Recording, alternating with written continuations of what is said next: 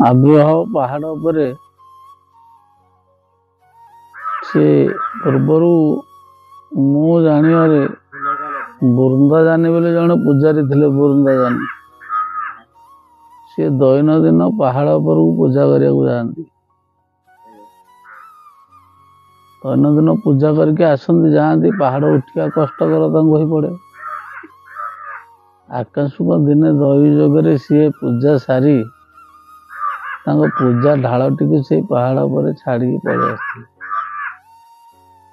ସେ ଘରକୁ ଆସିକି ଦେଖିଲା ପରେ ତାଙ୍କ ପୂଜା ଢାଳ ଆଣିନାହାନ୍ତି। ସେ ପୁନରାପି ଫେରିଲେ। କିଏ ନେଇଯିବ ଜଙ୍ଗଲରେ। ପୁନରାପି ଫେରିକି ପାହାଡ଼ ଉପରକୁ ଗଲେ ମାଆଙ୍କ ପାଖକୁ। ଗଲାବେଳକୁ ମା ସେଠି ତାଙ୍କର 16 ଭଉଣୀ ବସିକି ବିରାଜମାନ କରିଛନ୍ତି। ପୂଜାରୀ ଯେମିତି ଯାଇକି ପହଞ୍ଚି ଯାଇଛି, ମା ପାଦ ତଳେ ଦେଖିକି ପଡ଼ିଯାଇଛି ଲମ୍ବା ହେଇକି। ଦେଲେ କାହିଁକି ଆସିଲୁ? ମା ମୁଁ ଢାଳଟା ଛାଡ଼ିକି ପଳେଇଲି, ଆଉ ସବୁଦିନ କେତେ ଏମିତି କଷ୍ଟ କରିକି ଆସୁଥିଲି। ସେଇଠୁ ମା କହିଲେ ଯା ତୁ ଆଉ ସବୁଦିନ ଏଠିକି ଆସିବୁନି। ଏଇ ଢାଳ ମୁଁ ଫୋପାଡ଼ି ଦଉଛି। କଇଁଆ ଗଛଟି ସେ ଢାଳ ପଡ଼ିବ, ସେଇଠୁ ତୁ ସବୁଦିନ ପୂଜା କରିବୁ।